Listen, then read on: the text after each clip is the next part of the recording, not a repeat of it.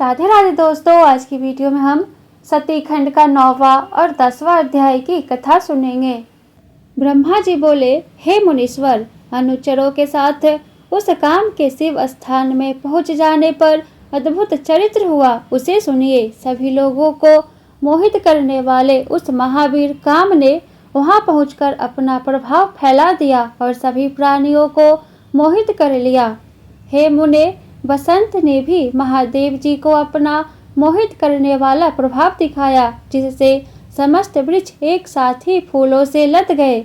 उस समय काम ने रति के साथ शिव को मोहित करने के लिए अनेक यत्न किए, जिससे सभी जीव उसके वशीभूत हो गए, किंतु गणों सहित शिव जी उसके वश में नहीं हुए। हे मुने, इस प्रकार चेष्टा करते हुए जब बसंत सहित उस काम के समस्त प्रयत्न निष्फल हो गए, तब वह अहंकार रहित हो गया और लौटकर अपने स्थान पर चला गया। हे मुने, मुझ ब्राह्मण को प्रणाम कर उदासीन तथा अभिमान रहित वह कामदेव गदगद वाणी से मुझसे कहने लगा। काम बोला, हे ब्राह्मण, शिव को मोहित नहीं किया जा सकता, क्योंकि वे योग परायण है। उन शिव को मोहित करने की शक्ति न मुझ में है और न अन्य किसी में है। हे ब्राह्मण, मैंने मित्र वसंत तथा रति के साथ उन्हें मोहित करने के अनेक उपाय किए, किंतु शिव में वे सभी निष्फल हो गए। हे ब्राह्मण, हम लोग शिव जी को मोहित करने के लिए जिन उपायों को किया, उन विविध उपायों को मैं बताता हूँ। हे मुने, हे तात, आप सुनिए। जब शिव जी संयमित होकर समाधि लगाकर बैठे हुए थे, तब मैं मोहित करने वाली वेगवान सुगंध युक्त तथा शीतल वायु से त्रिनेत्र महादेव रुद्र को विचलित करने लगा। मैंने अपने धनुष तथा 5 पुष्पवानों को लेकर उनके चारों ओर छोड़ता हुआ उनके गणों को मोहित करने लगा। उस प्रदेश में मेरे प्रवेश करते ही समस्त प्राणी मोहित हो गए, किंतु गणों सहित भगवान शिव विकार युक्त नहीं हुए। हे विदे, जब वे प्रथम अधिपति शिव हिमालय के शिखर पर गए, तब मैं भी वसंत और रति के साथ वहां पहुंच गया। जब वे मेरु पर्वत पर और नागकेसर पर्वत पर गए, तो मैं वहां भी गया। जब वे कैलाश पर्वत पर गए, तब मैं भी वहां पर गया। जब वे किसी समय समाधि से मुक्त हो गए, तो मैंने उनके सामने 2 चक्र रचे। वे दोनों चक्र स्त्री के हाव भाव युक्त दोनों कटाक्ष थे। मैंने दाम्पत्य भाव का अनुकरण करते हुए उन नीलकंठ महादेव के सामने नाना प्रकार के भाव उत्पन्न किए। पशुओं तथा पक्षियों ने भी उनके सामने स्थित होकर गणों सहित शिव जी को मोहित करने के लिए मोहकारी भाव प्रदर्शित किए। रसोत्सुक हुए मयूर के जोड़े ने अनेक प्रकार को गतियों का सहारा लेकर विविध प्रकार के भाव उनके आगे पीछे प्रदर्शित किए, किंतु मेरे बाणों को कभी भी अवकाश नहीं मिला। मैं यह सत्य कह रहा हूँ। हे लोकेश, शिव जी को मोहित करने को शक्ति मुझ में नहीं है। इस वसंत ने भी उन्हें मोहित करने के लिए जो जो उचित उपाय किए, हे महाभाग, उन्हें आप सुनिए। मैं सत्य सत्य कह रहा हूँ। इस वसंत ने श्रेष्ठ चंपक, केसर, बाल, इलायची, कटहल, गुलाब, नाग केसर, पुन्नाग, किंसुक, केतकी, मालती, मल्लिका, पर्णभार एवं कुर्बक आदि पुष्पों को जहाँ भी शिवजी बैठते थे वही विकसित कर दिया। इस बसंत ने शिवजी के आश्रम में तालाब के सभी फूले हुए कमलों को मल्ल पवनों से यत्न पूर्वक अत्यंत सुगंधित कर दिया। सभी लताएं फूल से युक्त और अंकुर समूह के साथ सन्निकट के वृक्षों में बड़े प्रेम से लिपट गए। सुगंधित पवनों से खिले हुए फूलों से युक्त उन वृक्षों को देखकर मुनि भी काम के वशीभूत हो गए। फिर अन्य की तो बात ही क्या। इतना होने पर भी मैंने शंकर जी के मोहित होने का न कोई लक्षण देखा, न तो उनमें कोई काम का भाव ही उत्पन्न हुआ। इतना सब कुछ करने पर भी शंकर ने मेरे ऊपर रंच मात्र भी क्रोध नहीं किया। इस प्रकार सब कुछ देखकर तथा उनकी भावनाओं को जानकर मैं शिव जी को मोहित करने के प्रयास से विरक्त हो गया। उसका कारण आपसे निवेदन कर रहा हूँ। समाधि छोड़ देने पर हम लोग उनकी दृष्टि के सामने क्षण मात्र भी टिक नहीं सकते। उन रुद्र को कौन मोहित कर सकता है? हे ब्राह्मण, जलती हुई अग्नि के समान प्रकाशित नेत्रों वाले तथा जटा धारण करने से महाविकराल उन कैलाश पर्वत निवासी शिवजी को देखकर उनके सामने कौन खड़ा रह सकता है? ब्रह्मा जी बोले। इस प्रकार काम के वचनों को सुनकर मैं चतुरानन ब्रह्मा चिंता मग्न हो गया और बोलने की इच्छा करते हुए भी कुछ बोल न सका।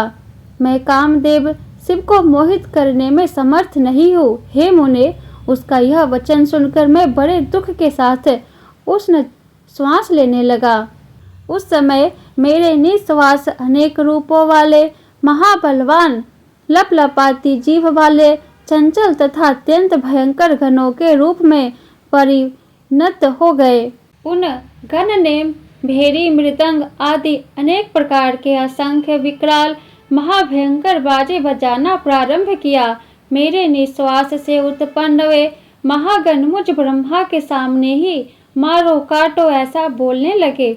मारो काटो ऐसा बोलने वाले उन गणों के शब्दों को सुनकर वह काम मुझ ब्रह्मा से कहने लगा, हे मुने, हे ब्राह्मण, इस प्रकार उस काम ने मेरी आज्ञा लेकर उन सभी गणों की ओर देखकर उन्हें ऐसा करने से रोकते हुए गणों के सामने ही मुझसे कहना प्रारंभ किया। काम बोला, हे ब्राह्मण, हे प्रजानाथ, हे सृष्टि के प्रवर्तक, ये कौन विकराल एवं भयंकर उत्पन्न हो गए?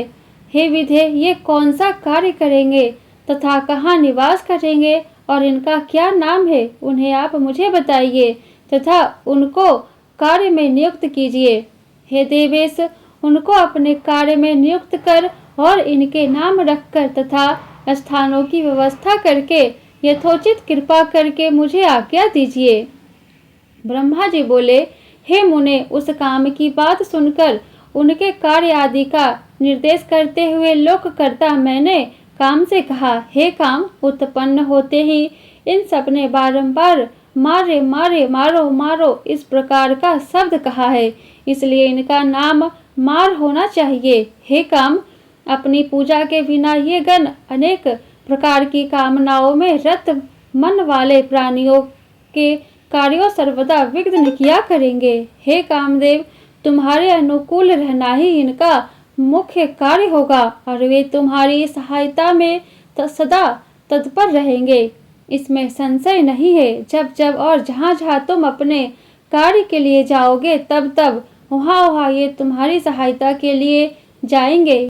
ये तुम्हारे असेवशक्त प्राणियों के चित्त में सदैव भ्रांति उत्पन्न करेंगे और ज्ञानियों के ज्ञान मार्ग में विघ्न डालेंगे। ब्रह्मा जी बोले, हे मुनि सततम, मेरे इस वचनों को सुनकर रति और वसंत सहित वह कामदेव कुछ प्रसन्न मुख हो गया। मेरी बातों को सुनकर वे सभी गण अपने अपने स्वरूप से मुझे तथा कामदेव को चारों ओर से घेर कर बैठ गए। इसके बाद मुझ ब्रह्मा ने काम से प्रेम पूर्वक कहा, हे मदन, मेरी बात मानो, तुम इन गणों को साथ लेकर शिव को मोहित करने के लिए पुनः जाओ। अब तुम इन मारगणों के साथ मन लगाकर ऐसा प्रयत्न करो जिससे स्त्री ग्रहण करने के लिए शिव जी को मोह हो जाए। हे देवेश, मेरी बात सुनकर काम गौरव का ध्यान करते हुए मुझे प्रणाम करके विनय पूर्वक मुझसे पुनः यह वचन कहने लगा। काम बोला, हे तात, मैंने शिव को मोहित करने के लिए भली भांति यत्न पूर्वक उपाय किए, किंतु उनको मोह नहीं हुआ, न आगे होगा और वर्तमान में भी ये मोहित नहीं है। किंतु आपकी वाणी का गौरव मानकर इन मार गणों को देखकर आपकी आज्ञा से मैं पुनः वहाँ पत्नी सहित जाऊंगा। हे ब्राह्मण, मैंने मन से यह निश्चय कर लिया है कि उन्हें मोह नहीं होगा और वे विदे मुझे यह शंका है कि इस बार कहीं वे मेरे शरीर को भस्म न कर दे। हे मुनीश्वर, ऐसा कहकर वह कामदेव वसंत रति तथा मारग गणों को साथ लेकर भयपूर्वक शिव जी के स्थान पर गया।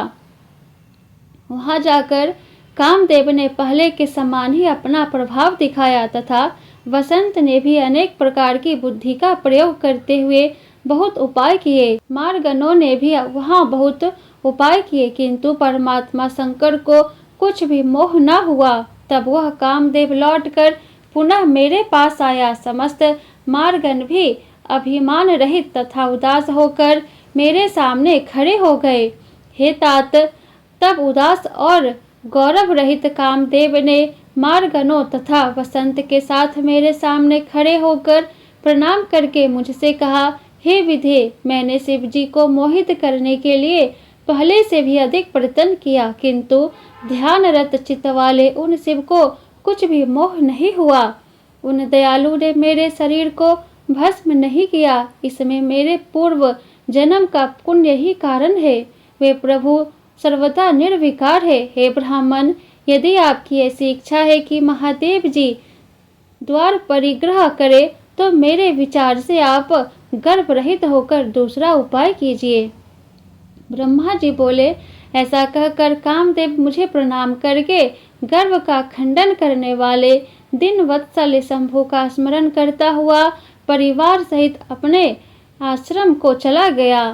नारद जी बोले, हे ब्राह्मण, हे विधे, हे महाभाग, आप धन्य हैं जो आपकी बुद्धि शिव में आसक्त है। आपने परमात्मा शंकर जी के सुंदर चरित्र का आख्यान किया।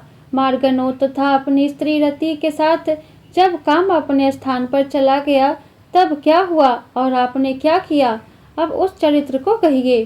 ब्रह्मा जी बोले, हे नारद, आप अत्यंत प्रसन्नता पूर्वक महादेव जी के चरित्र को सुनिए, जिसके श्रवण मात्र से मनुष्य विकार से मुक्त हो जाता है। काम के सब परिवार अपने आश्रम में चले जाने पर उस समय जो हुआ, उस चरित्र को मुझसे सुनिए। हे नारद, मेरा घमंड चूर चूर हो गया और अपने मनोरथ के अपूर्ण रहने से मुझ आनंद रहित हृदय में विस्मय हुआ। मैंने मन में अनेक प्रकार से विचार किया कि वे निर्विकार जितात्मा तथा योग परायण शिव स्त्री को किस प्रकार ग्रहण कर सकते हैं।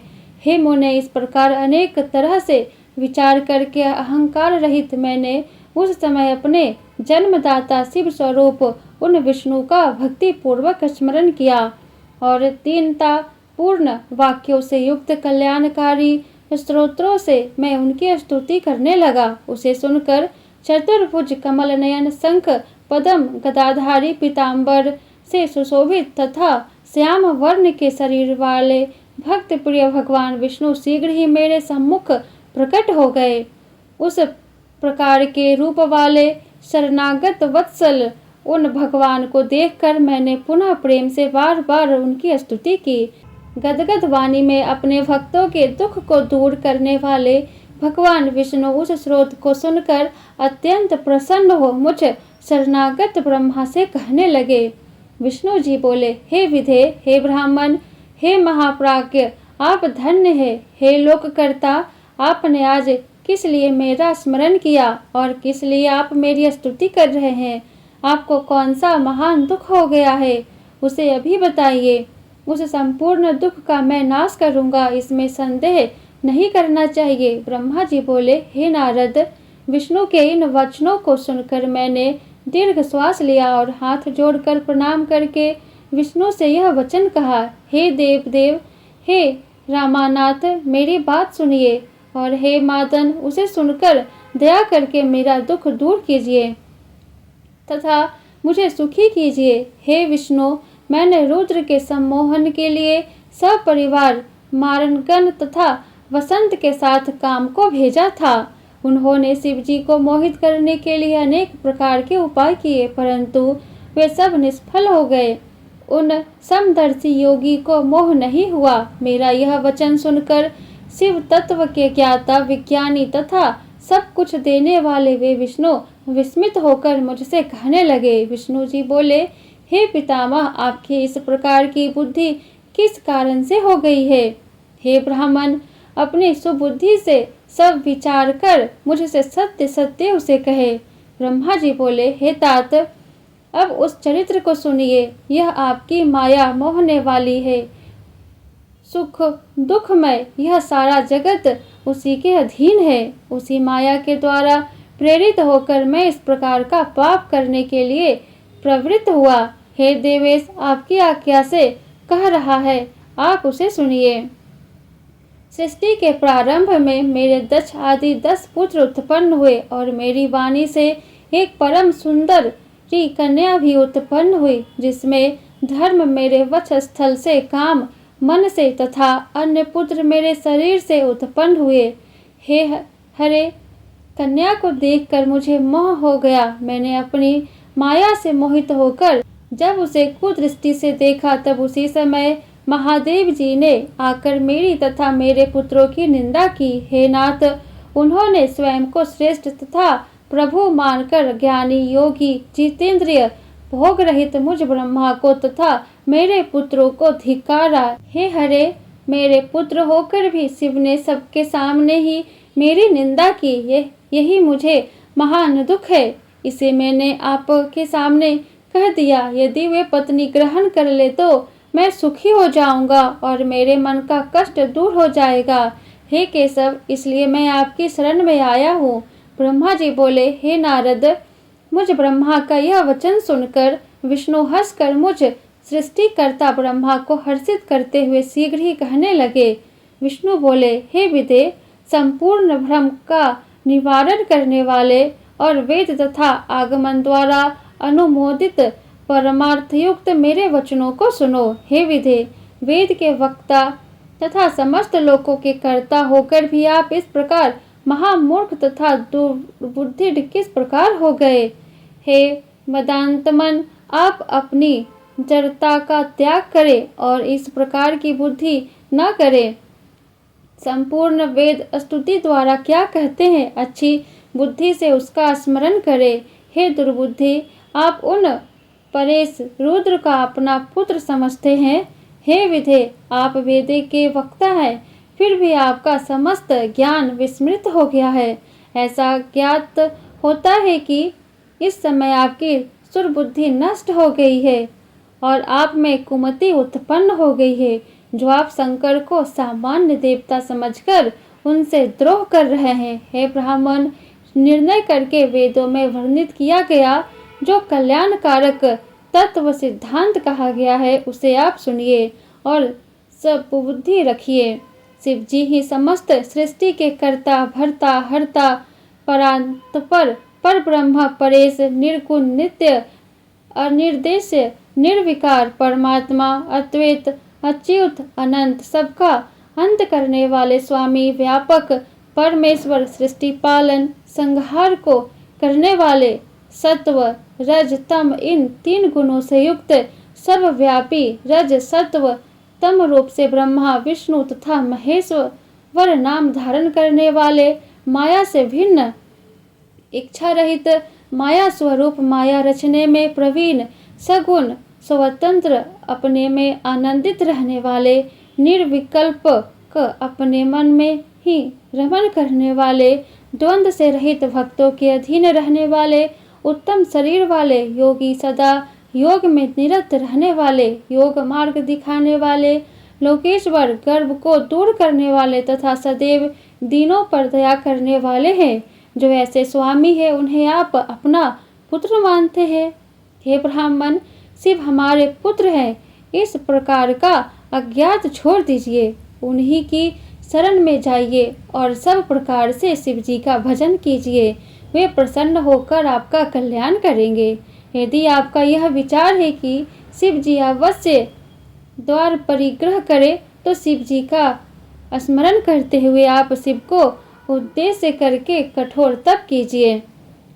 आप अपनी इच्छा को हृदय में धारण कर भगवती शिव का ध्यान कीजिए। यदि वे देवेश्वरी प्रसन्न हो गए तो आपका समस्त कार्य पूर्ण करेगी। यदि वे शिवा सगुण स्वरूप से अवतार लेकर किसी मनुष्य की कन्या बने तो निश्चय ही वे उन शिव की पत्नी बन सकती है। हे ब्राह्मण, आप इस कार्य के लिए दक्ष को आज्ञा दीजिए कि वे स्वयं भक्ति तत्पर होकर उन शिव पत्नी को उत्पन्न करने के लिए प्रयत्न पूर्वक तप करे। हे तात, आप इसे भली प्रकार समझ ले कि वे शिवा और शिव भक्तों के अधीन है। पर ब्रह्म स्वरूप ये दोनों सर्वेच्छा से सगुण भाव धारण कर लेते हैं। ब्रह्मा जी बोले, लक्ष्मीपति भगवान विष्णु ने इस प्रकार कहकर तत्क्षण अपने प्रभु शिव जी का स्मरण किया और उसके बाद उनकी कृपा से ज्ञान प्राप्त कर वे मुझसे कहने लगे। विष्णु जी बोले, हे ब्राह्मण, पूर्व काल में शिव जी की इच्छा से उत्पन्न हुए हम दोनों के द्वारा प्रार्थना करने पर उन्होंने जो जो वचन कहा था उसका स्मरण कीजिए। आप वह सब भूल गए हैं। शिव जी की जो पराशक्ति है वह धन्य है, उसी ने इस समस्त जगत को मोहित कर रखा है। शिव के अतिरिक्त उसे कोई नहीं जान सकता। हे ब्राह्मण, जब निर्गुण शिव जी ने अपनी इच्छा से सगुण रूप धारण किया था उस समय मुझे तथा आपको उत्पन्न करके अपनी शक्ति के साथ उत्तम विहार करने वाले सृष्टिकर्ता अविनाशी परमेश्वर उन शंभु ने आपको सृष्टि कार्य के लिए तथा मुझे उसके पालन के लिए आदेश दिया। उसके बाद हम दोनों ने हाथ जोड़कर विनम्र होकर निवेदन किया कि आप सर्वेश्वर होकर भी सगुण स्वरूप धारण कर अवतार लीजिए। ऐसा कहने पर करुणामय तथा अनेक प्रकार की लीलाएं करने में प्रवीण उन स्वामी शिव जी ने आकाश की ओर देखकर हंसते हुए प्रेम पूर्वक कहा, हे विष्णु, मेरा ऐसा ही परम रूप ब्रह्मा जी के अंग से प्रकट होगा जो लोक में रुद्र नाम से प्रसिद्ध होगा। वह मेरा पूजनीय पूर्ण रूप आप दोनों के समस्त कार्यों को पूरा करने वाला, जगत का लय करता, सभी गुणों का अधिष्ठाता, निर्विशेष तथा उत्तम योग करने वाला होगा। यद्यपि त्रिदेव मेरे स्वरूप है किंतु हर मेरे पूर्ण रूप होंगे।